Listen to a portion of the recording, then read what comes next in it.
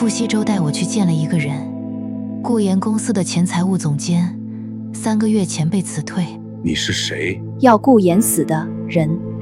他看了傅西周一眼，从包里拿出一个 U 盘。所有的账目都在这里。他虚增营收，骗宋家投资，宋家的钱一进来就被他转出去填了之前的亏空。填到哪里？海外账户，他在准备跑路。我拿着 U 盘，手心出汗。跑路？他连宋瑶都没打算娶。这个 U 盘你要多少钱？我不要钱。那个人摘下帽子，我认出了他。